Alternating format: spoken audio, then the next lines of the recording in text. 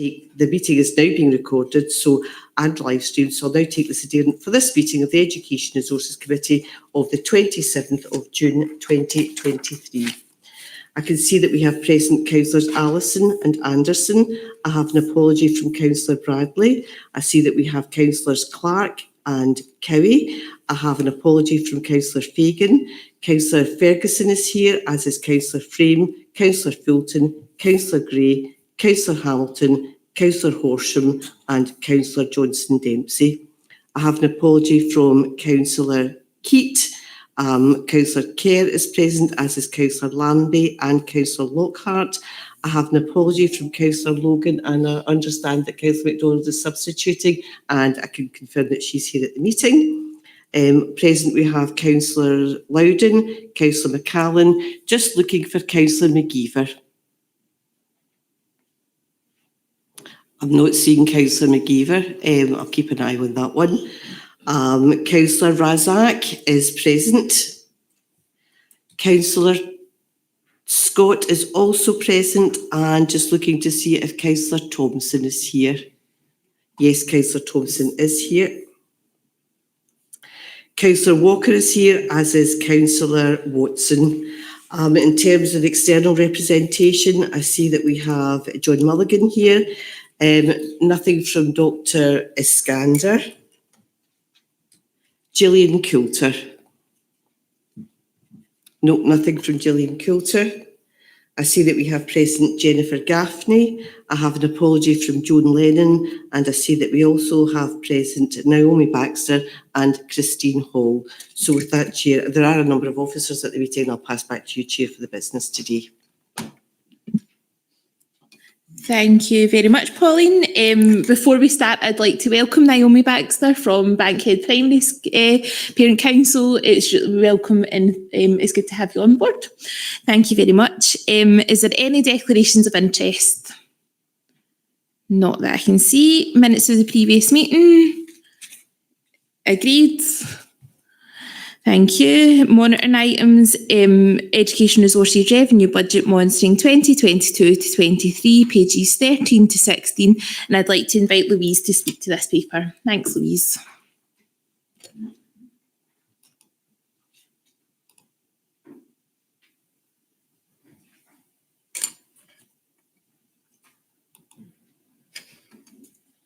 Thank you, Chair. Good morning. This is the first of two reports to committee this morning on the revenue budget. The first one is the final revenue budget for the financial year 22-23, covering the period 1st of April through to the 31st of March 23. And the second will cover the new financial year 23-24 as at period 2 of the new year. In terms of this report, paragraph 4 on page 13 contains information in relation to our Scottish Attainment Challenge position for the full financial year.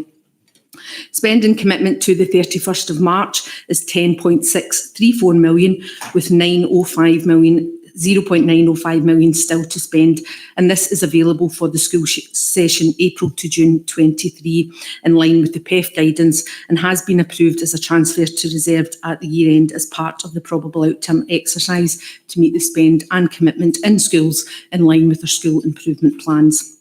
In relation to the Strategic Equity Fund, actual spend for the financial year was 1.473 million, which represents a full spend against the grant allocation. Turning to the main financial implications of the report, paragraph 6.1 on page 14, the year-end position is a reported balanced budget after approved transfers to reserves, and this is in line with the reported probable outcome exercise. And the reserve position was approved at the Executive Committee on Wednesday as part of the overall Council position. The balanced budget position after the transfers to reserves is the net effect of underspends within our early years core budget, partially offset by overspends relating to transport costs for both mainstream and ASN transport, school placements which are demand-led, and additional costs of teachers' cover. These overspends are supported by an over-recovery of income from early years fees and income from other local authority placements for children placed in South Lanarkshire schools and establishments. In terms of our learning recovery funding this year, this was 5.647 million and has been included in Education's reported position. This represents direct funding received for revenue support and has been used for increased staffing across schools and establishments, the continuation of enhanced cleaning and hygiene within schools to June 22, and the digital inclusion programme. The remaining learning recovery funding of 1.451 million is held in reserves to fund staffing in post to June 23 and the remaining part of our digital inclusion programme. So overall, the reported position is aligned to the probable outturn exercise with a balanced position overall. In terms of our standard budget variants, these proposals are set out at the bottom of Appendix A and reflect movement in education's budgets and year-end accounting transactions from our last reported position on the 25th of February through to the 31st of March, and cover the following main areas.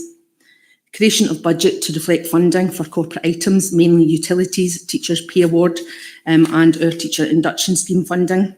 Transfers to and from reserves in relation to our GIRFET funding, our learning recovery funding, and creation of budget for external income received. And also our standard budget realignments to reflect how we deliver our service, mostly in relation to our PEV programmes, and also the realignment in relation to our devolved management scheme and our EMA payments, so our standard transactions there. We can refer committee back to paragraph 2. The committee is asked to approve the following recommendations: that the final outturn position for education resources at year end of the 31st of March is a balanced budget after the approved transfers to reserves as outlined in Appendix A of the report, and that approved budget variants be noted. Thank you, Chair. Thanks. Thanks, Louise. The recommendations are on page 13. Can I ask if there's any questions? None indicated. So I will ask the committee to agree the report. Thank you. Agenda item number 4, Education Resources Revenue Budget Monitoring 2023-24, pages 17 to 20. And I'll ask Louise to speak to this report. Thanks. Thank you again, Chair. So the second report this morning, and this covers our new financial year 23-24, covers the position 1st of April through to the 19th of May, which is period 2 of our financial year. So paragraph 4 on page 17 contains all the updated information in relation to the new Scottish Attainment Challenge programme for the financial year. And in relation to our Pupil Equity Fund, we have a total budget of 9.866 million, and this represents the carry forward of 905,000, as I previously mentioned in the last report, a minor adjustment of 12,000 for a prior year correction, and also the new year allocation of 8.949 million for 23-24. Spend and commitment as at the 19th of May is 2.198 million, with 7.668 million still to spend. And this does include all our known staffing costs from the period April through to August 23. However, staffing for the new school session from 16th of August 23 is not yet reflected within this position, and this will be updated on the return of the schools in August.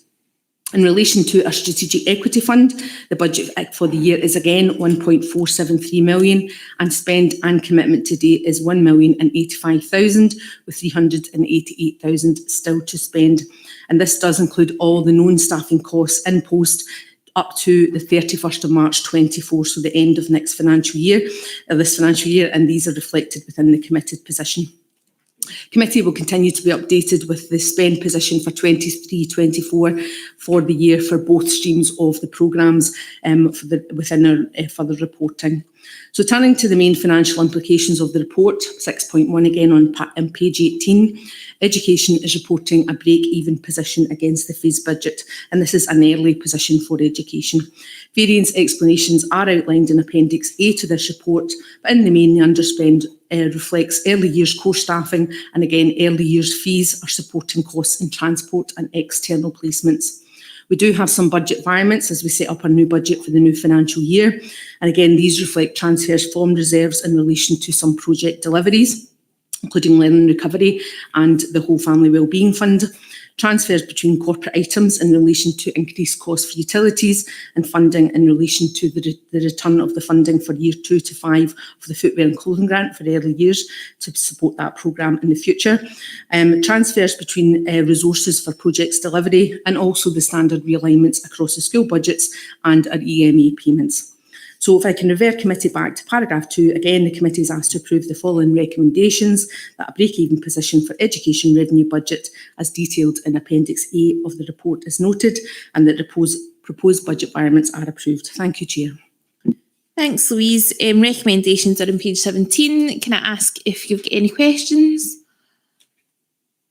Nothing again. Fantastic. And I'll ask the committee to agree the report.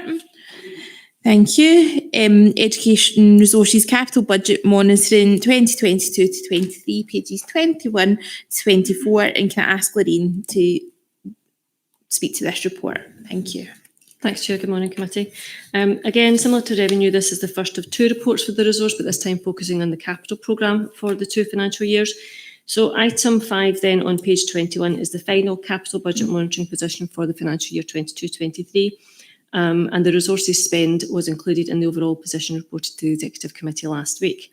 So section 3 then of your report gives you the background and notes there was no change to the budget since we last reported to the Education Resources Committee in May. So the total programme for the year remained at the £13.918 million. Section 5 then goes on to detail the financial implications. So section 5.1 notes the total programme for the year being the 13.918, with a final spend position being 15.342 million. So that's an additional spend of 1.424 million in comparison to what we had anticipated we would spend in year. Section 5.2 explains the main projects which are responsible for this overspend against the budget that we'd set, and they're noted there for your information. But section 5.3 also explains that there were some projects which we didn't spend as much as we had anticipated at that point in the year, and they're detailed in Appendix A for your information. And just as I've mentioned to you a few times before, we do have a bit more flexibility on the capital programme to move monies between years, and our estimate for these projects was a bit out of alignment to what actually happened. We were making really good progress on some of the school projects, and therefore we spent a bit more. And I'll pick up on that as we move into the next report for the new financial year. And that's really what I'm saying in section 5.4. Any funding that we didn't utilise will be carried into the new year, and any projects that are overspending in the 1 year will be funded from money that we can bring back from the new financial year. So I've got nothing else to note in terms of the position. Just be looking to ask committee to note the capital programme of 13.918 million and also the expenditure for the year of 15.342 million. Thank you. Thanks, Lorraine. Recommendations are on page 21. Is there any questions? No. Okay, can I ask the committee to agree with the report then? Thank you. Agenda item number 6, capital budget monitoring, which is pages 25 to 28. And I'll ask Lorraine to speak to this report again. Thanks, Lorraine. Thank you.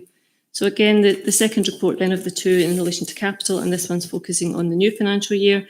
And again, it's on page 25, and that's item number 6. So section 3 then gives you the background to the report and explains that we based the budget on the overall capital programme for the new year, which we presented again to Executive Committee last week. Section 5 then details the financial implications and notes that the total capital programme for the year is 19.047 million. So that budget is based on the original programme of projects approved back in February 2023. It's updated to include the movement between years in relation to what we spent last year and what we anticipated spending this year. And importantly, it also reflects what we think is our estimated level of spend for the current financial year, what we think will be achievable in terms of capital projects for 2023-24, and that's based on current information available. As noted then in section 5.2, since the approval of the budget in February, we have had other adjustments identified by the resource. So the £19.047 million budget includes adjustments of £370,000, which were approved by the Executive Committee last week, and they're noted in Appendix A for your information.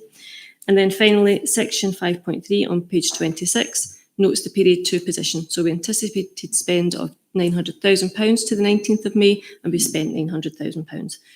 So I'd be asking committee to go back to section 2, please, and to note the Education Resources Capital Programme of £19.047 million and the expenditure to date as at the 19th of May of £900,000. Thank you. Thanks, Lorraine. The recommendations are on page 25. Is there any questions? No, none indicated. So I'll ask the committee to agree the report. Thank you.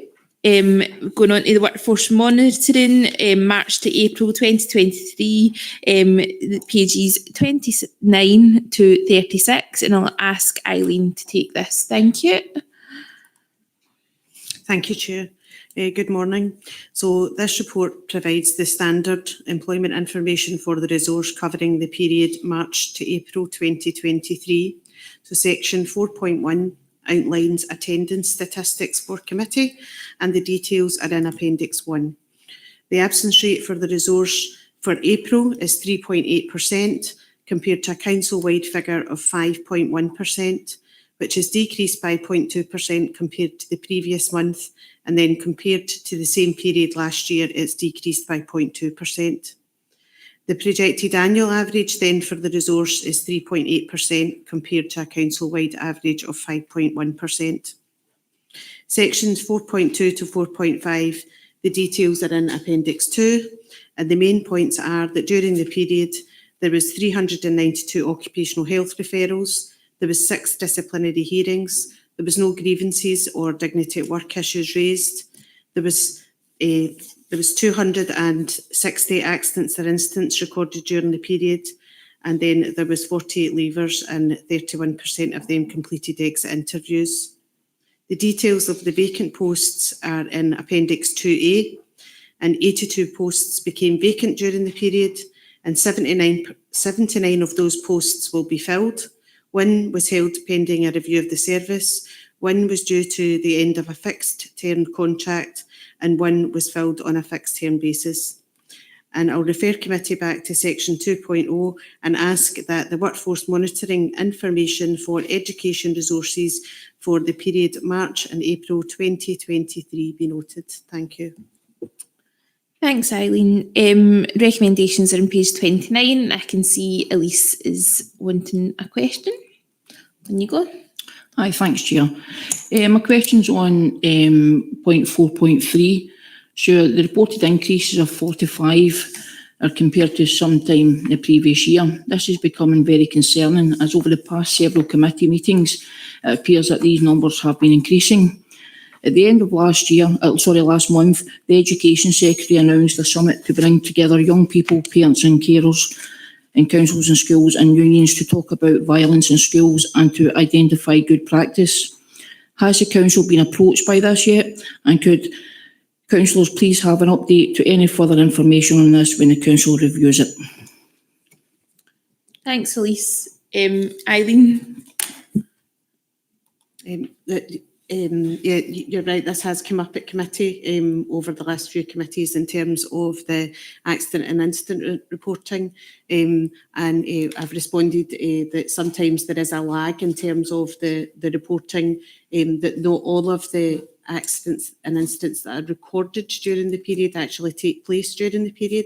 Sometimes there is a bit of a lag in terms of reporting. So there's a bit of work that is ongoing to make sure that we improve our reporting so that we're getting a proper picture of what's actually going on.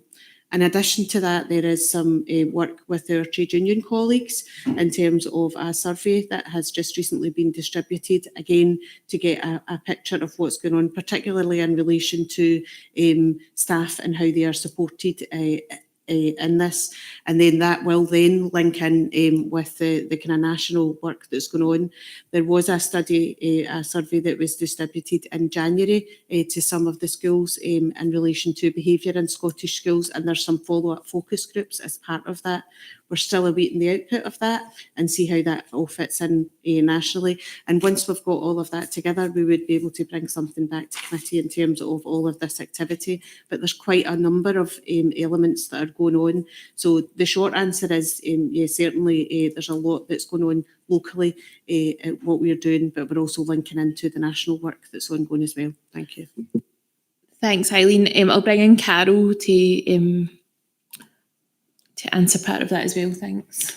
Good morning, committee. Yeah, just to give a bit of an overview around this issue, we recognise that this is an issue, and it's an issue across Scotland, and we welcome the new Cabinet Secretary's commitment to looking at what can be done collectively to improve, to improve conditions in schools. But I hope committee will be reassured following this in paper 9, Anne Donaldson's going to outline a whole raft of measures that the Inclusive Education Service and our psychological services have put in and are putting into place to ensure that we provide our schools with the highest quality support to help them, equip them to deal with some instances of challenging behaviour. I think Councillor Hamilton's point about the work taking place with the unions. I met with one of the unions yesterday. We're working in partnership. We recognise that this is an issue. But the other piece of work that we're doing, which has been interesting, is we've asked psychological services to do a bit of drilling down into the data, because we all know that behind this data lies individual children. And we are asking them to have a look at where the hotspots might be. And we are drilling it down to the point of, where are these children and what's happening? And we are targeting our support for particular schools, for particular staff, for particular children, to make sure that our resources are going to the right places to help the right children and to help the staff be supported to support, the most challenging of our children. So we believe that although the statistics are always a bit of a worry, we believe that this is a national problem that we do need to collectively tackle. But we believe within South Lanarkshire we are in a very strong position to do that, and we will bring further updates and reports to committee about the success of our work. Thanks very much, Carol. David? Thanks, Chair. I think it's good that we can discuss this at the moment, and thanks for raising it. It's an important issue. And it reminded me that when this debate was taking place nationally, one of the issues that came out was lack of reporting of incidents, and I think it was the trade unions that had highlighted that school staff aren't reporting a number of incidents. And I know in the response to the original question, it was stated there was a lag in reporting, but I think the concern might be, is there a lack of reporting, not a lag? And how confident are we as an authority that we are picking up incidents and that our school staff are reporting it? Because I think that's probably, comes to the crux of it. And then we can't really identify how big the problem is or the magnitude or where the problems are until we're 100% sure, or as close as we can to that all issues are getting reported by our staff and they've got the confidence to do that. Thanks. Thank you. I'll ask Carol to come in. Thank you. I think that's a very well-made point. And I'd like to assure committee that our approach is one of open and transparentness. Can't get my word out there. To ensure that schools feel able and willing to report, so we can then have a look and see what support can be provided. We can't give 100% assurance that everything is reported, but in terms of our messages to staff, our communications and our work with our professional associations, we are encouraging staff to appropriately report what they feel is necessary to do so in order that they can access the support. So I think we're fairly far on with this, but we will still continue to encourage our schools to be open about this and to enter into dialogue with us. Thanks very much. It's a very important issue, so thanks very much to Elise and David for bringing it up. And it is one that we will continue to obviously look at going forward, because it's important that our staff feel safe in the environment that they work in, and that there's not a continuing issue, and it is tackled. So thank you very much for that, and thanks to the officers as well. If there's no further questions, I'll ask the committee to agree the report. Thank you. So moving on to items for decision. Agenda item 8 is the Early Learning Childcare Sustainable Rate Price Review 2023-24, and it's pages 34 to 42. And I'll invite Stuart Nicholson to take this report. Thanks. Thank you, Chair, and good morning, everyone. The purpose of this report is to outline the work undertaken on setting the Early Learning and Childcare, or ELC, sustainable rate for funded providers for implementation from 16th August 2023. On page 37 of the pack, section 3 notes the implementation of the expansion of ELC, and within that we have a procured service agreement with our funded providers. That agreement makes provision for a yearly review of the hourly rate. Members will recall that in November this committee approved an increase of 7.5% to that rate using a nationally implemented approach, which was based on Scottish Government guidance and a cost collection exercise that was undertaken by Ipsos Mori. Para 3.4 notes that beyond the hourly rate, we also make payments for milk and healthy snacks. Additional funding has been provided for early access, and we also provide a range of training and support for funded providers, including around the quality provision and support with care inspector involvement. On page 38, Para 3.5 notes that the funded providers provide places for 1/3 or so of our eligible children.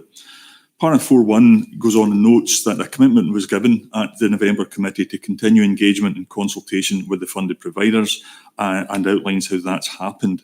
A representative subgroup was convened to take forward our discussions and also to agree how broader consultation could be achieved successfully. The remainder of section 4 gives some detail of how that has gone, but in summary, discussions were positive, they were open and frank, and also pragmatic and realistic. Paras 4.6 and 4.7 note that we reached an agreement in respect of the year ahead and that the approach taken was welcomed by the group. On page 39, section 5 sets out the position we agreed to take to this committee. Para 5.1 notes the factors considered, and 5.2 proposes a 3% increase on the rate to be paid from the start of next term. If that's agreed today, the change control process will begin, and section 6 sets out the timeline for that, section 6 being on page 40.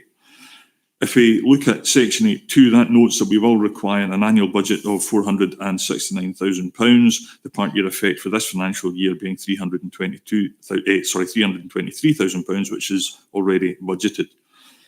Paras 8.3 and 10.1 then note that while we do have that agreement in place for this session, there is some risk attached to future increases. We have our financial settlement in place for 2023-24, but as yet, we still have no indication of what we will have for future sessions and whatever that may be. We do also have potential added costs through deferrals and from further commitment to extend eligibility for funded ELC. And much as those things are welcome, we can only commit to an uplift for a single session, and further funding will need to be identified for any future uplifts that we progress. Chair, I'd refer committee to section 2 of the paper on page 37. And would ask first that the content of the report and the outcome of the sustainable rate review be noted, that the recommendation for the proposed sustainable rate as outlined in section 5.2 be approved, and that the requirements of the procured service agreement for early years to secure funded providers agreement will be progressed in line with the framework terms. Thank you, Chair. Thank you very much, Stuart. This is a really positive paper. It's really good to see it here this early in the year, and for that to be implemented for the start of the new session. I know we've had issues in the past, so the consultation and the further consultation seems to have helped that, and long that may that continue. So thanks very much, Stuart, for the team for all the work that you have done around that this year, to make it as smooth as possible. Can I ask Councillor Loudon to come in? Thank you very much, Chair. Good morning, everybody. Absolutely agree with your comments there. I'd also like to briefly welcome the efforts to provide as much information to providers as early as possible, as has been asked for in the past. I know from speaking to Stuart about previous consultations that there have been robust conversations in the past, and his work and the team's work to progress this over the years and come to this point is much to be admired. I'd like to ask for a wee bit more information about 4.3 here. We have the statement, consideration being given to continued emphasis on funder providing support through training opportunities and staff development, obviously with the goal of enhancing support for children and for funded providers' employees as well. I just wondered if Stuart could give us a bit more of an idea of what the support for training and staff development looks like for this sector. So for an example, what that might look like or what might be in place to support our providers at the start of the new session. Thanks, Chair. Thanks, Stuart. I'll let you in. Thanks, Chair. Yes, we have a team of locality lead officers with a range of strategic remits, one of which is around staff development, career and professional learning, and advice and support, and another remit which is around the quality agenda, particularly important for early year settings in relation to meeting the national standard, as we're aware, in the role of the care inspector in doing that. So we have proactive support for individual establishments around care inspectorate activity and around the provision of high quality early learning and childcare. But when it comes to higher level training as well around pedagogical approaches, for example, for Brilliant training and support for new members of staff, the funded providers have similar access to our own staff in terms of the types of the bigger training events that are there. And of course, this will be part of our ongoing discussion with that representative group, is how we can further provide support, for example, in terms of supporting young people with additional support needs and some of the challenges that brings. I think we're also in a position where, having now delivered on an increased amount of time for children in early years, we now need to look at the curricular implications and the learning implications. So not just the social and well-being development, but also the cognitive development around literacy, for example, and having early intervention approaches there. So collectively, as a sector, rather than looking at the individual parts of that sector, we're keen to pull together a coherent programme to take that forward. Thanks, Chair. Thanks very much, Stuart. Can I ask Bert to come in his question? And good morning. Just to Stuart, a quick question here. I welcome that report. It's really positive. Can you give us any indication, I know you might not be able to, regarding future funding, how it's looking, or what ways can we go to secure it this year? Thanks, Chair. Thanks, Bert. Stuart. Thanks, Councillor. It's one of those things where we await the information from Scottish Government. It will be part of the future funding package. We have no information on that at this moment in time. What I can say is that we do have a solid funding package in place for this current session, but we await further information as it comes out. Thanks very much. Oh, he's disappeared off the screen, Bert. I thought he was going to ask another question. Oh, no, he is. No, he's not. Bert, do you want to ask anything else? No, okay. So, well, I could, if there's no more... Bert? I'll blame.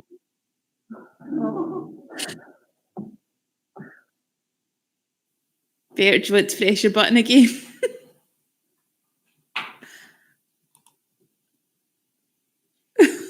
Right, that should...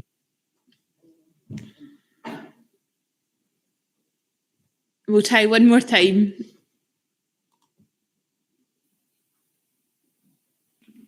Right. Don't touch it again. That's you. No, it's... Oh. Right. One more time. Don't touch any more buttons, Bert. That's you. Okay. Right. That's you. Right. Just an apology there, Chair. Apologies there. I'll click again. It should stop. It's definitely equipment, no me. I didn't even went in. Okay. So can I ask the committee to agree the report, please? Thank you. Going on to agenda item 9, which is mental health update report, pages 43 to 50. And I'll ask Anne to go through this paper. Thanks, Anne. Thank you, Chair. The purpose of this report is to provide an update on the contribution of the Psychological Service to the agenda for improvement in the mental health and wellbeing of children and young people, including the approaches and interventions to support mental health and wellbeing within the local authority and on the next steps. Section 3 details the background to the report, and paragraph 3.1 highlights the recognised downward trend in terms of mental health for children and young people across Scotland and in South Lanarkshire. The evidence base for this is detailed in paragraphs 3.2 to 3.4. Section 4 provides information related to the work that has followed on from the recommendations of the National Children and Young People's Task Force since June 2018. Paragraph 4.2 references the Counselling Through Schools initiative, and 4.3 offers detail in relation to the implementation of the Community Mental Health and Wellbeing Framework developed by the Children and Young People's Mental Health and Wellbeing Programme Board. 4.5 outlines the principles underpinning our own attachment strategy, which is a relational, preventative approach to meeting the needs of children and young people, with a key focus on trauma-informed practice and offering an approach that buffers the impact of adverse childhood events for our most vulnerable children and young people.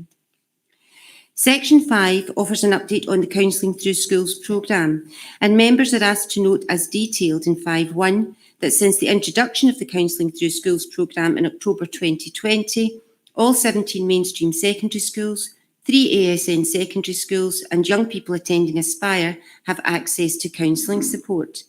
In addition, all primary schools can access counselling through a learning community model, and over the past year, the numbers accessing counselling has increased across both primary and secondary schools, with 765 pupils having accessed during the period August to December 2022.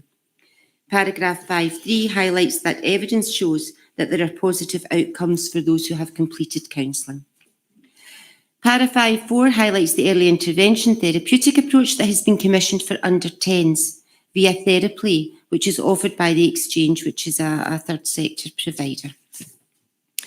Section 6 of the paper provides members with an update on the community mental health approaches being delivered throughout South Lanarkshire, following a significant programme of engagement by our psychological service that helped identify trends and gaps in services for children and young people. Paragraph 6.3 describes the services offered by COOTH, which is an online mental health and wellbeing support service. And members are asked to note that over 1,000 young people have registered for COOTH since June 2022, with 100% of those asked commenting that they would recommend the service to others. 6.4 details the Action for Children Blues programme, which is a targeted early intervention programme to support S3 young people with low mood and negative thoughts. Since September 2020, nearly 700 young people have attended blues sessions, and it's also evaluated very positively. Turning to 6.5 then, this describes the peer support programme which has been commissioned from SAMH, which is the Scottish Association for Mental Health. And this will be rolled out over the next 2 years and was a need identified from the young people themselves for a peer support service.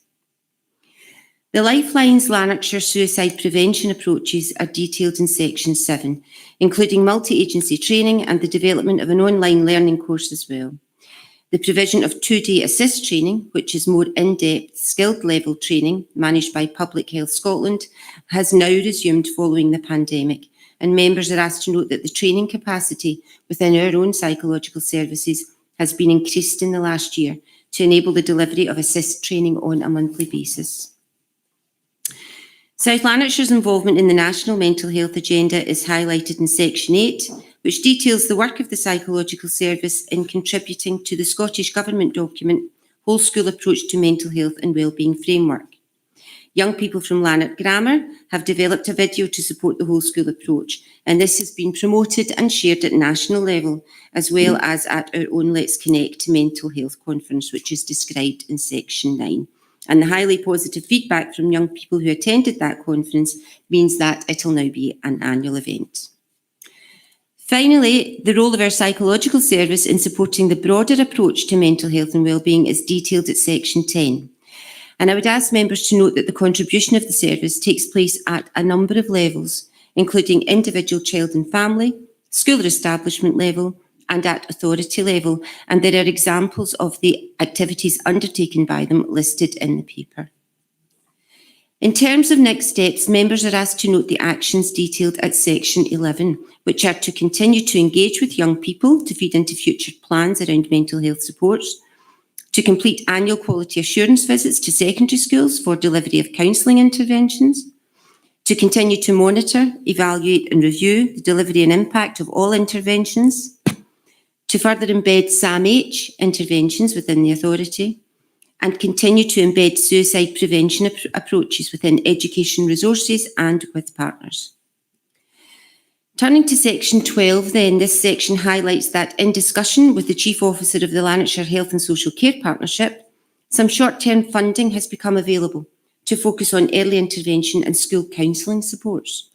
3 strands of a proposal have been agreed as follows. Funding support to expand the Action for Children Blues programme, funding support to extend the exchange therapy intervention for under 10s, and funding support to employ an additional 1 FTE main grade educational psychologist to support whole system working and to further develop interventions for a period of 23 months. Sections 13 and 14 detail the employee and financial implications, and I'd ask members to note that employee costs and programme supports will be fully funded from designated ring-fenced funding from the Health and Social Care Partnership. Turning back then to section 2, paragraph 2.1, the committee is asked to approve the following recommendations. That approval be given to establish a post of 1 FTE educational psychologist to support sustained implementation of mental health and wellbeing interventions, which will be funded from NHS Lanarkshire Health and Social Care Partnership funding stream for 23 months, as outlined in paragraph 13. And that the progress made in supporting the mental health and wellbeing of children and young people in our schools across South Lanarkshire, along with the next steps highlighted in paragraph 11, are noted. Thank you, Chair. Thanks very much, Anne, and thank you very much for this paper. It's really good to see everything written down in the one place, and you can see how much work is going on. So it's a really good paper, and it is really good to see, especially how well the CUS programme's doing. That's an excellent piece of work, and that just shows you how good it is doing. So thank you. I've got a few people wanting in this item, so if you do want in, can you please indicate now, and I will take you in order. Can I ask Elise first, please? Yeah, thanks, Chair. So I want to just first of all thank you for this very informative report, and it's good to see all the great work that's been done to help our young people. Can I please have an update on the average waiting time for a pupil to receive school counselling, please? Yeah, and thanks. Oh. You will be in a minute. There you go. That's me now, thanks. In terms of waiting times, our position would be that there are no waiting times, and that's because CUS is available for those young people who request counselling. They can immediately access CUS. So in terms of gaining access to a form of counselling, they can do that immediately. They can self-refer, or they can be referred by a teacher, a support person, a parent or a carer.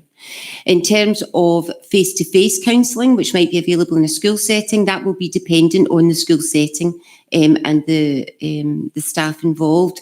But what we would say is that blocks of counselling are time limited, and part of those quality assurance visits that the psychological service undertake is to make sure that there is a rolling programme made available to children and young people throughout the service, so it is monitored. But in terms of accessing broad counselling, no waiting time, and that's down to CUS. Okay, thanks very much. Councillor Horstrom. Thanks very much, Chair. As you may be aware, by law, as a local authority, we are required to give due regard to the Armed Forces Covenant in certain aspects of services we provide, one of these being education. I know that Kevin Malarkey is doing a lot of work with education resources with regards to our young people who are members of the Armed Forces community, and we recently attended the launch of a report put together at Napier University, which highlighted the possible additional pressures and barriers with regards to education that young people of the Armed Forces community families might face. With regards to this paper, can we ensure that we can provide additional training and awareness to our education staff to highlight these mental health issues our young people of the Armed Forces community could possibly face? Thank you. Thanks, Mark. And thank you. Yes, absolutely. Thank you, Councillor Horsham. Kevin's a member of my team and works closely with the folk who are involved in delivering the mental health interventions as well. So absolutely, the agendas easily come together. We recently have a SWAY newsletter in education that goes out to all schools every 2 weeks. In a fairly recent edition, we did a splash, if you like, on the Armed Forces children and the particular needs, additional support needs that they might present with. And all schools were pointed in the direction of additional resources that could be accessed to help support them. So yeah, absolutely. Thank you very much. Very, very important question there, Mark. Thanks very much for bringing that up. Can I ask Steve Watson to come in? Thank you. Thanks, Chair, and very interesting report. And question's probably similar to the first question, but maybe try and drill a wee bit more in it. And your response to the first question was about courses available right away, but that's an online platform, and online platforms aren't suitable for everybody.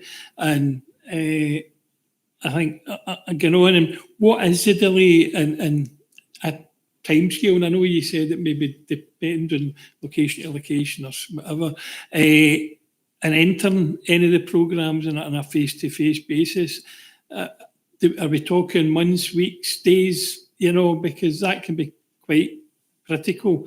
And I just think, because, it's obviously got its place, but it's not there for everybody. And I would be worried that if there are delays getting into other programmes or face-to-face dialogue with somebody, that the individuals could maybe fall between the cracks in that, and I've just maybe seek some reassurance in that. Thanks. Thanks, Anne. Thanks, Councillor. That's a good question. I mean, I think what I would say is that counsellors are just part of a continuum of support for children and young people.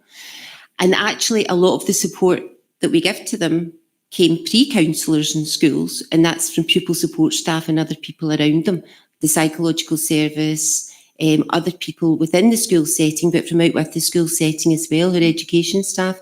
So school counselling is only one element of the broad range of supports that are available to children and young people. What we're trying to do here is actually build a picture where there is individual support available, but Action for Children, the Blues programme that was described, is a class-based programme. So it's delivered to a big group of children at a point in time, and is also indicating really good results, because face-to-face counselling isn't for everybody either. So it's important that we provide a full range of supports, but also important that the least intrusive method of support is actually the most inclusive. So the lower down that kind of, ladder we can deliver the support, then that's the best place for it to be. And school staff are adept at making sure that interventions are delivered at the most natural point in a child's world, if you like, rather than jump into, if you like, face-to-face counselling. What I would say is as well that school staff are also skilled at identifying when young people are at a stage in their own emotional and social development where they benefit from that more intensive period of counselling support, which might be for a short period every week. But that isn't the only support that's available, just one of a full range of supports. So I hope that helps. Yeah. Sorry, it does, but if, for example, the Blues programme, somebody was identified as maybe wanting to go on that, how long would it take for somebody to get on that?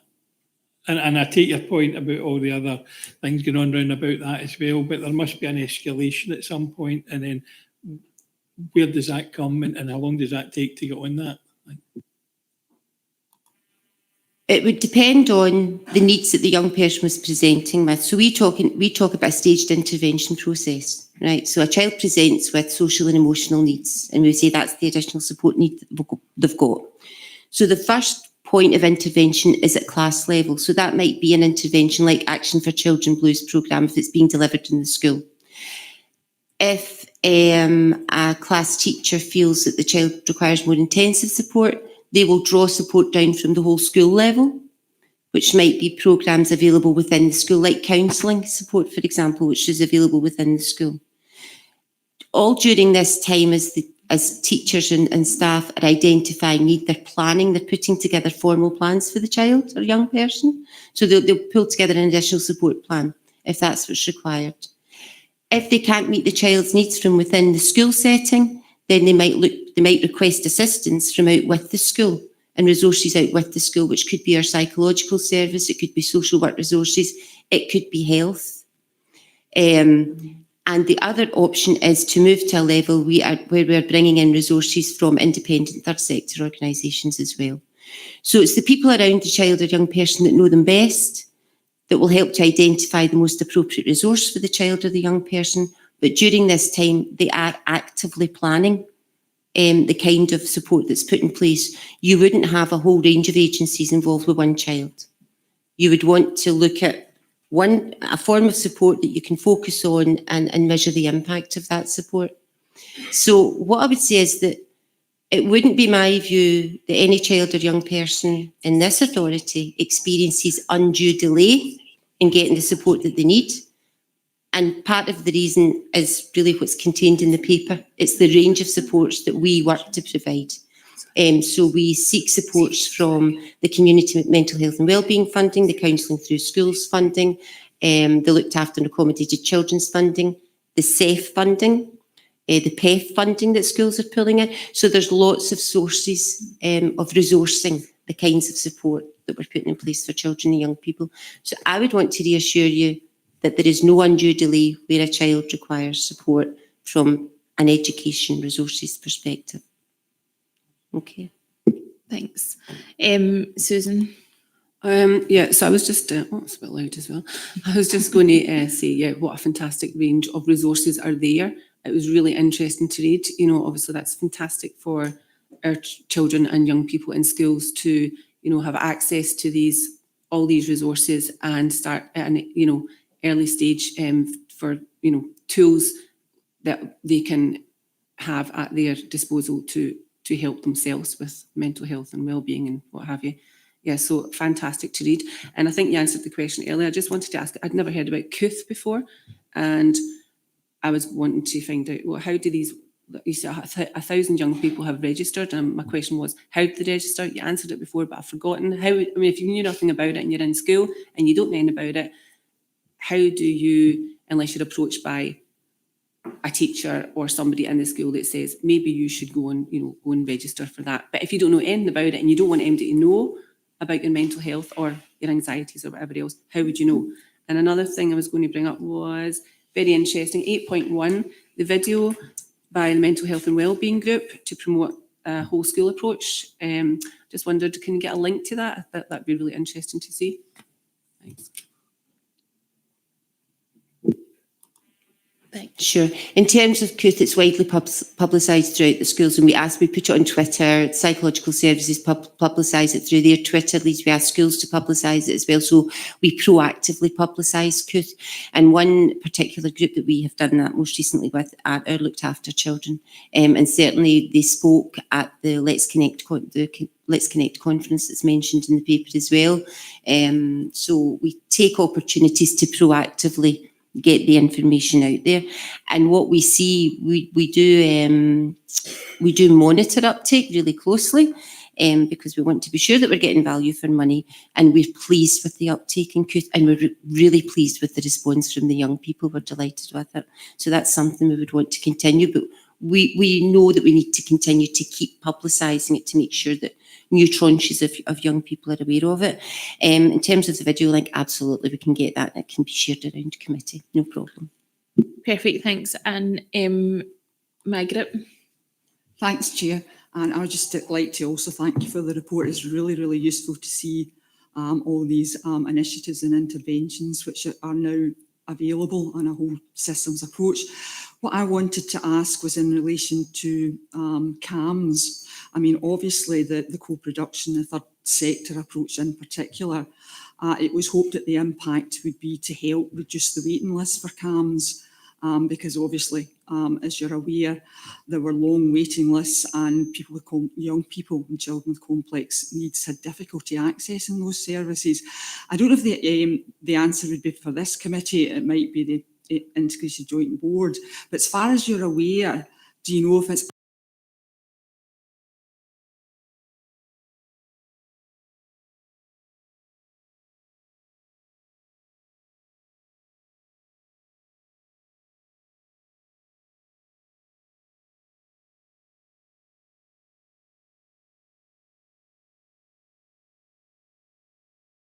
Thanks.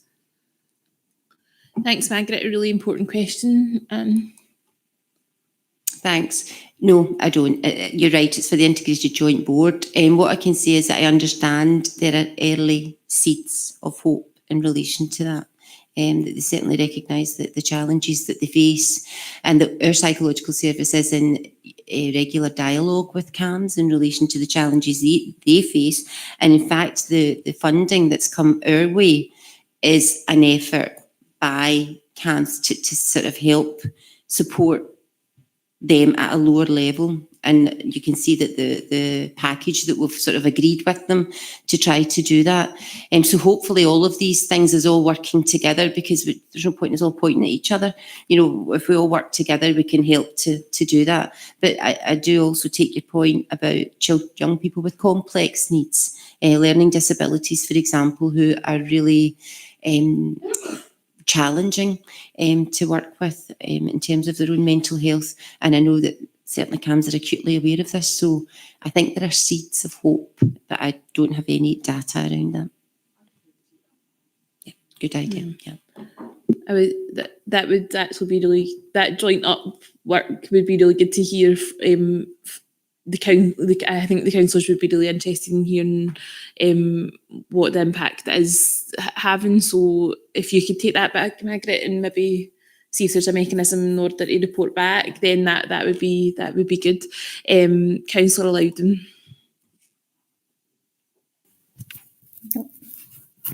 Thank you very much, Chair. Sorry, we've been having a few technical difficulties. I was hoping to be in today, but unfortunately I've got an unwell child at home, and we've just been thrown out of Confero and back in. So sorry if I'd missed any. I think I'd missed sort of the middle bit of Councillor Walker's question there.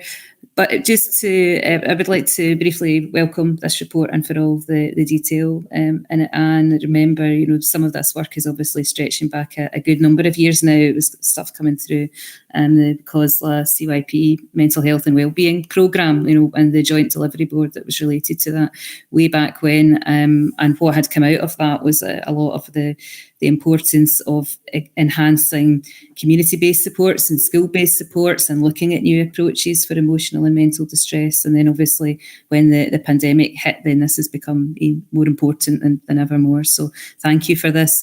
In terms of the comment about the seeds of hope, when we're talking about CAMHS specifically, I would agree with that. There's obviously been huge challenges, which we'd all recognise, not least with staffing difficulties and trying to get people trained and the disruption of the pandemic and everything else. But then locally, of course, we do have the opening of the new CAMHS Specialist Centre in Hamilton. It's £1.5 million or something. It looks great so far. But more importantly, behind that, there's this sort of reorganisation of clinicians' working weeks, so they're taking a new approach there. So they're looking at choice in appointment time to make sure that young people are more at the centre of their care.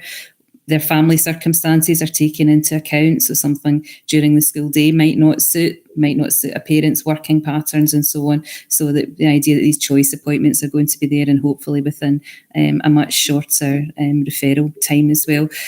So yeah, I agree that there's some things there to be positive about, and I would also welcome the calls for having some more information on that if we can find a way of coming through to the committee. That would be great.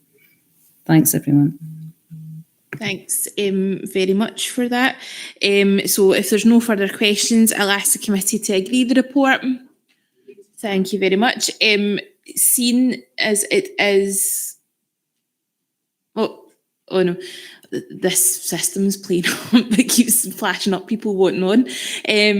Seeing as it's 11 o'clock, I will take a 5-minute break. So very specifically, you've got to be back here at 11:07. So be here or we're starting.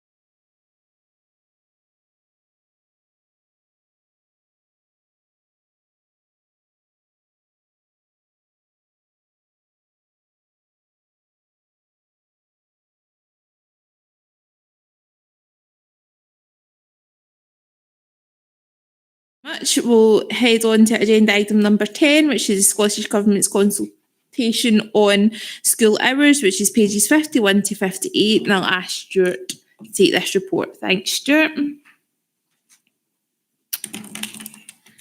Thank you, Chair. So the purpose of this report is to provide an update on the Council's response to the Scottish Government consultation on prescribing the minimum annual number of learning hours. On page 51, section 3 notes the Scottish Government is consulting on its plans to set in law a legal minimum number of hours of school education that school pupils should receive each year. And a link to that consultation paper has been provided. It's in para 3.1. Traditionally, Scottish primary schools provide 25 hours of learning per week, and Scottish secondary schools 27.5 hours per week. However, the legal requirement currently is that local authorities have their schools open for 190 days each year, and the actual number of learning hours is not prescribed. The remainder of section 3 notes the position that we would wish to protect children and young people's schooling from a number of perspectives, including their safety and well-being, as well as their personal, social and cognitive development. On page 52, section 4 notes that the consultation paper defines learning hours and also sets out the intent to set an annual minimum, noting also some existing variations in practice for a range of reasons. Para 4.5 notes a commitment to equity of provision and a desire to consider unintended consequences. Section 5 of the paper indicates support for the principle that there should be no ad hoc means of reducing the time that children and young people spend in school, but notes in paras 5.3 and 5.4 on page 53 that there are potential unintended consequences to the approach that's been proposed, which may leave local authorities open to challenge. The Council's response is attached as an appendix on page 55 of your pack, and I would draw attention to the answers to question 4 on page 57 and question 6 on page 58, which note the issue identified with the definition of learning hours and the annualising of those hours rather than the existing model of 190 school days. We state that the definition of learning hours as the period of teaching that learners receive within the school day does not accurately reflect the normal operation of delivering school education. It doesn't take account of the increasingly broad definition of school education in terms of curriculum for excellence and the settings and times of day or evening within which the school education is delivered, nor does it take into consideration those by whom it is delivered. So examples might include travel time to a trip or placement, independent study or revision time, including study leave, assemblies, for example, tutor time, and other activities delivered by people who are not necessarily teachers. So performances, coaching, even religious observance would come into that category. In the response to question 6, we note that the Council's view is that the length of the school week should be protected, but through a normal school hours approach rather than an annualised minimum hour of periods of teaching, which does appear to be difficult to define. We also note that there are already provisions in legislation which give pupils enforceable rights as regards protecting the right to suitable education. Introducing a minimum learning hours may only serve to add a further layer of unnecessary education law, which does invite then challenge for technical breaches, which would be contrary to the ethos of giving each child an appropriate education in terms of the existing and well-established acts. So, Chair, I'd refer members to section 2 of the report on page 51 and ask that the Council's response to the Scottish Government consultation on prescribing the minimum annual number of learning hours per week, as shown in Appendix 1, be approved, with any additions or qualifications as may be approved for onward transmission to Scottish Government. Thank you, Chair. Thanks, Stuart. The recommendations are on page 51. Is there any questions? Councillor Loudon. Chair, just a comment to say I think this is very useful feedback that we're putting in. I agree that the language can be somewhat slippery just now, but there's obviously a lot to come out in the wash as this moves through Parliament after the committee stages, and defining language is going to be very important. And a few of us with school-aged children in our group have had a good conversation about this, especially given some of the actually fantastic activities that have been happening in and out of their schools, especially in recent weeks with the holiday coming up today. This has actually just happened in England, or rather it's about to happen in England at the start of the new school term. I think it's by September 23, the number of minimum hours per week is going to come into legislation for English schools. So I was reading a little about this when I saw this coming through, and it can include, for example, extracurricular activities. So they have taken cognizance of that with the English legislation. So it's obviously something that can be worked through with good consultation. And I think the pulling apart of very practical examples on what activities in our schools actually look like is very helpful in this response. And I'm sure other councils have also taken the opportunity to do what we've done when they've submitted theirs as well. So thanks for that, Stuart. Thanks very much. If there's no further questions, I'll ask the committee to agree the report. Thank you very much. Items for noting. Agenda item number 11, School Improvement Inspection Update, pages 59 to 68. And I'd like to welcome Jacqueline Wallace to the committee and ask her to take this report. Thanks, Jacqueline. Thank you, Chair, and good morning, everyone. The purpose of this report is to provide an update on the work of the Curriculum and Quality Improvement Service, the CQIS, in relation to supporting schools and early years establishments to achieve positive outcomes for inspections.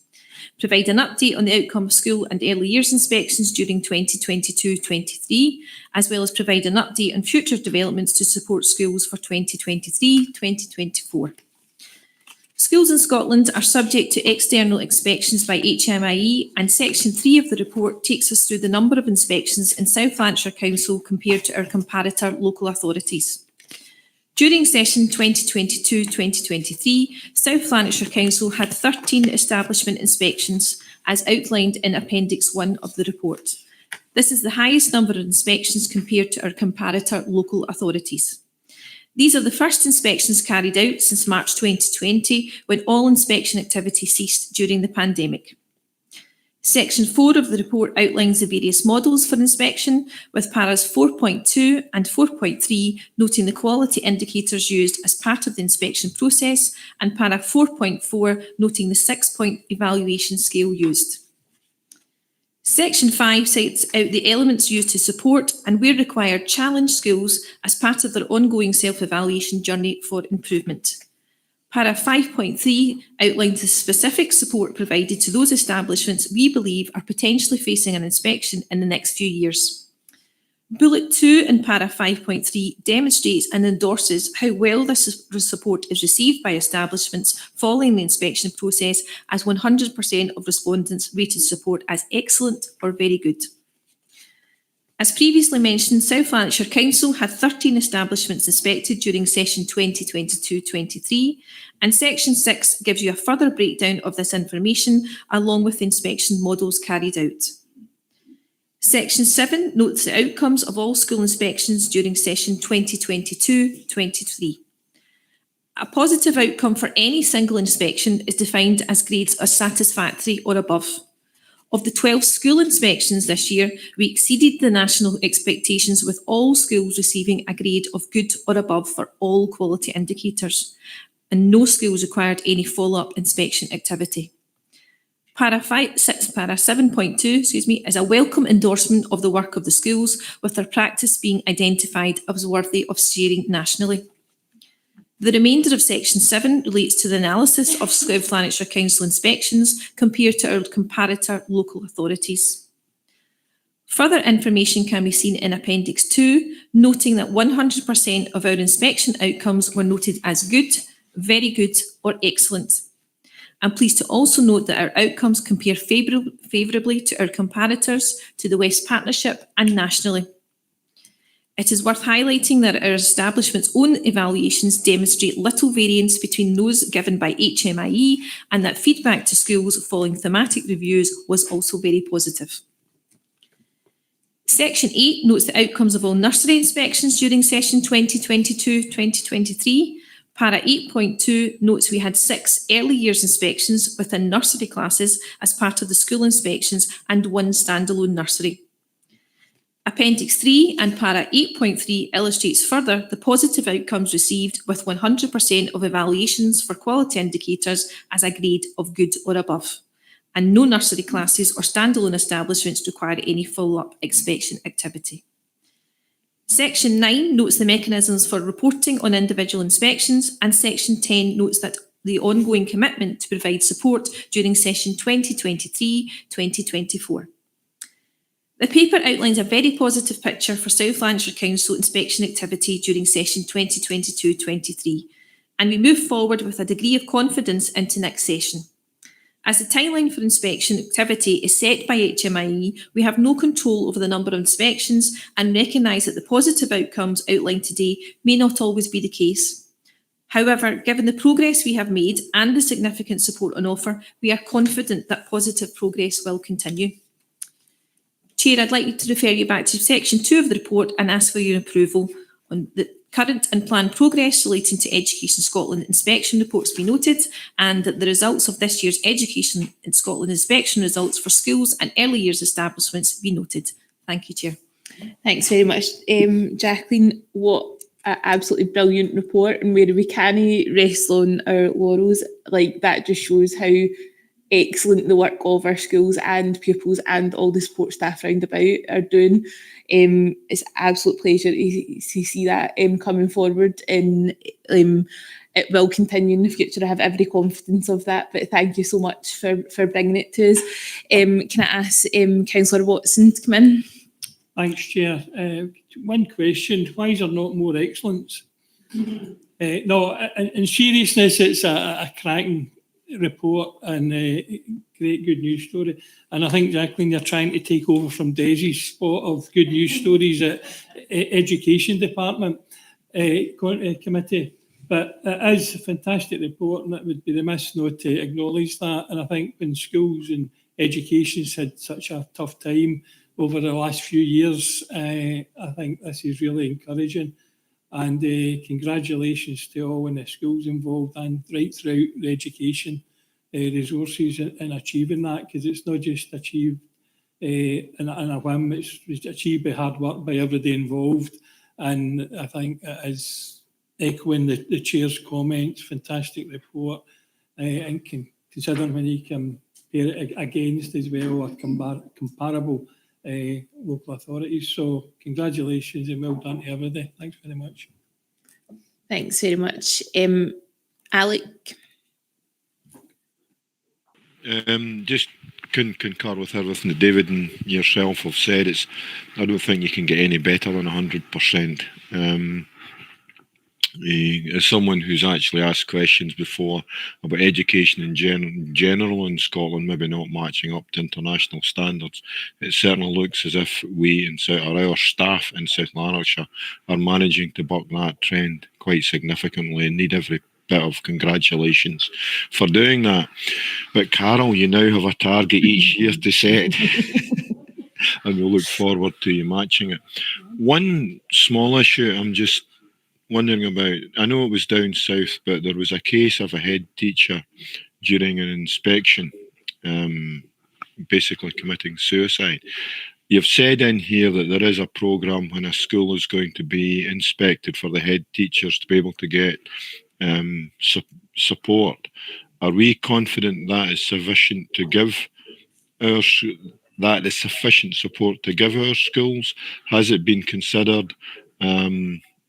And what's the response? Thanks. I'll let Carolyn. Thank you. That was high praise indeed and very welcomed.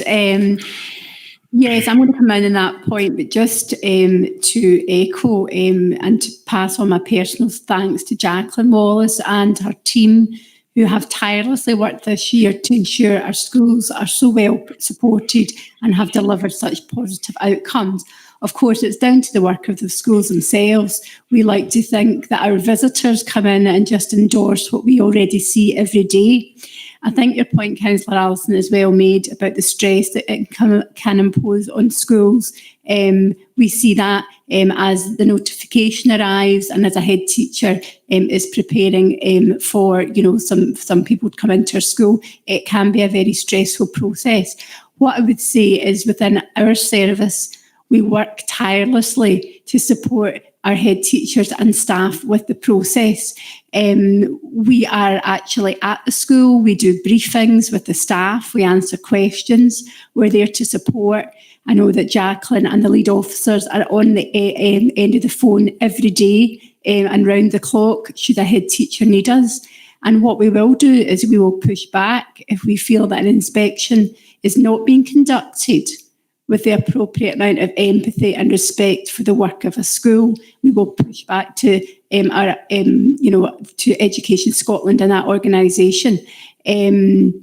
So I'm very much with you in that one. We need to make sure that the mental health and wellbeing of our staff is fully protected throughout this process. But I believe that we set a very, very high standard for doing so. And I think some of the stats within the paper in terms of the 100% rating, the support they're getting is either very good or excellent, would endorse our approach. But I'll give the commitment to this committee that the health and wellbeing of our staff throughout the inspection process is of paramount importance.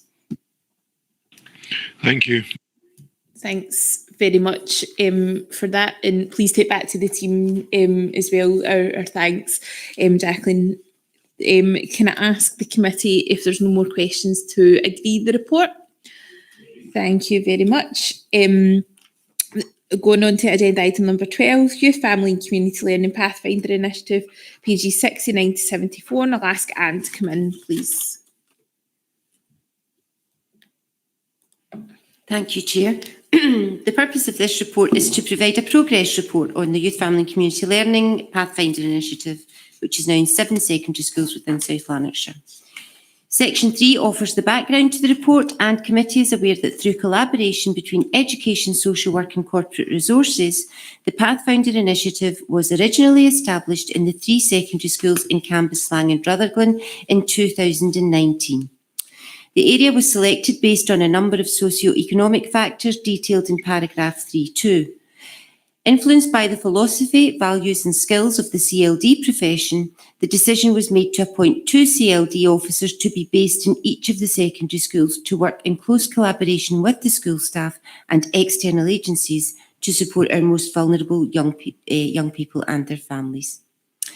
Paragraphs 3.4 and 3.5 reference the rigorous scientific research programme that was established to explore impact and outcomes, and the research findings were published in 2021 and were presented to this committee. Based on those findings, the decision was taken to further extend the initiative across all 4 localities, and it was extended to Lanark Grammar, Carluke High School, St Andrews and St Bride's and Calderside Academy. Section 4 offers details of the aims, methodology and approach of the continued research programme undertaken to explore the impact of the Pathfinders Initiative. These include analysis of qualitative data, quantitative data, action research and the exploration of case studies. Paragraph 4.4 outlines the key themes arising from the research, and it is highlighted that the development of high-quality, attachment-informed relationships between Pathfinder officers and young people and their families is resulting in effective commitment and engagement. There is evidence of improved levels of achievement and attainment in those young people most at risk of exclusion. There is an improved sense of equality in social terms. There are positive links between the outcomes from the Pathfinder Initiative and national agendas such as the Promise, the previously mentioned Community Mental Health and Wellbeing Framework, and closing the poverty-related attainment gap. The Pathfinders Initiative is contributing to the development of skills for life learning and work and positive leaver destinations. And there is a positive outcome in relation to the capacity of schools to maintain young people within the mainstream school community and offer experiences that better meet their complex needs and achieve their aspirations. Paragraph 4.5 details next steps for the research, which are to continue to develop best practice, to continue the research phase until the end of this school term, to continue to be alert to opportunities to share the research evidence on the impact of Pathfinder at local and national levels, and to complete a final research report by August 23. Turning back then to the recommendation at paragraph 2, the committee is asked to approve the following recommendation: that this progress report on the Youth, Family and Community Learning Pathfinder Initiative and the evidence-based research work and findings to date are noted. Thank you, Chair. Thanks, Anne. The recommendations are on page 69. Is there any questions? Councillor Lydon. Chair. Just a very quick one. I bumped into psychologist Elizabeth King at an event last week in Stonelaw, who I know many of you will remember, and I had a really good chat with her about how Pathfinder has developed over the past few years. This is a really great report. It's really positive, and my brief question was hoping that we'll get a copy of the report, which has been published in August at a future committee, so it would be good to hear a bit more about it after that. Yeah, absolutely. That's something that we can do as long as you don't all get bored hearing about Pathfinders. But I mean, there is continued evidence-based, evidence-based success, if you like, that we would want to share. So thanks, Councillor Lowry. Thanks, Anne. Thanks very much, Councillor Walker. Thanks, Chair. I think you might have just answered that. It's very positive to see that it's having an impact on attainment levels, because obviously, as people are aware, there was quite a devastating effect in that in relation to the pandemic and how it impacted. So it would be really helpful if we saw some sort of valuation in terms of how it's impacting on attainment levels. And I know there were some gaps in the information. I think it was the West report, the last one, that outlined the various attainment levels, particularly in SIND deprived areas. So if we could get sort of further evaluation information on that and how all of this is impacting, it would be very useful. And particularly if it's a very positive impact in South Lanarkshire, it would be very useful as a model of good practice as well. Thank you. Thanks, Margaret. I'm sure, as Anne says, we can bring that forward to future committees. So thanks very much for raising it. I'll ask the committee if there's no more questions, to agree the report. Thank you very much. So on to agenda item number 13, Celebrating Success, which is pages 72, 75, 78, and I'll invite Des to take that report. Thanks. Good morning, everybody. Thank you, Chair. In actual fact, it's a privilege on behalf of Education Resources to present this report to you this morning. The report advises on the range of high-quality work which takes place in our schools, our nurseries and educational establishments and services. And we're taking this opportunity this morning to celebrate just some of these achievements and the success stories. There's no doubt the wider achievements of children and young people, as well as the good work undertaken by our teachers and our staff, is something that the Council, through Education Resources, believes should be recognised and celebrated. Recognising achievements and success is a cornerstone in helping to show the positive difference education can make to the lives of children and our young people. And as you heard this morning, Chair, there is no doubt that creative and inspirational learning and teaching takes place across our schools and services every day. And we have taken this opportunity just to highlight a few examples of some of these achievements. So, Chair and Committee, if you'll bear with me on this one, paragraph 4 gives you a wee insight into some of these achievements. So we have 2 finalists in the COSLA Awards, which is excellent. Recently, Scottish Education Awards, the highly prestigious awards throughout Scotland, we had the 5 finalists, and I'm delighted to say the Head Teacher of the Year award went to Mrs. Fiona Mullen, Head Teacher of St Andrews and St Bride's, and she's been presented with that award at our school today. So outstanding from all of those particular schools, and of course we had many more. That was the 5 that reached the final. Most of you will recall that we held again after the pandemic the South Lanarkshire Education Achievement Awards on the 31st of May, and the town hall was packed with 300 young children who were presented on stage with a certificate of achievement and some awards to some of our schools. And then who can forget the really growth of talent and confidence in our young people through our IMS team at various different concerts and events, and you've seen that for yourselves. And again, the range of young people who achieved Duke of Edinburgh Awards at all different levels. Again, fantastic achievements from those young people. And in paragraph 47, we've highlighted a number of basic school achievements themselves. That list could go on and on, but there's some samples here for you. And Chair, if you don't mind this morning, can I add one? After writing this report, we then found out that Ros Gallagher, the Youth, Family and Community Learning Manager, who's now left us, had actually achieved a Lifetime Achievement Award last week. So our congratulations go to Ros for that.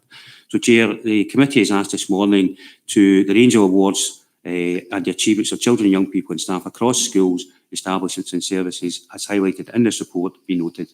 Thank you very much. Thanks very much, Des. And I've had the pleasure of attending many of these events over the past few weeks, and it's been absolutely fantastic to see all the range of talents that we have in the council through our pupils and our teachers. So in some really prestigious awards there. So excellent, fantastic, well done. Any questions, I will pass over to Councillor Clark. Yeah, thanks, Chair. And similar to what you said, just to kind of welcome this report, I think it shows the fantastic work of our staff in our schools and the engagement with our young people. Similar to some people here, including yourself, Chair, attended the Education Achievement Awards, and it was fantastic to see the schools and kids get recognition for the work that they've done over the year, and the enthusiasm from them as well, and hopefully it inspires even more to achieve similar. So I think it's important that we recognise the achievements. Thank you. Thanks very much. If there's no further questions, I will ask the committee to agree the report. Thanks very much. Agenda item number 14 is notifications of contracts awarded 1st of October 2022 to the 31st of March 2023. And unless the committee is otherwise minded, I will just take the recommendations on page 79 and ask if there's any questions. Oh, sorry, Lynn. And if not, then I will ask the committee to agree the report. Thank you very much. I have been notified of another item of business that Councillor Frame wants to bring up, if that's all right. Thanks, Lindsay. It's just to ask the committee today that on the last full council, I seconded a motion on banning disposable vapes. Part of this motion was to bring it to the Education Committee and to access areas the schools require help with, i.e. posters around the school or other information, and also communication sessions with pupils to advise them of the harm that these vapes can have on our young people. It's just to see if we have an update on that, please. Thanks very much, Elise. I'll ask Carol to update.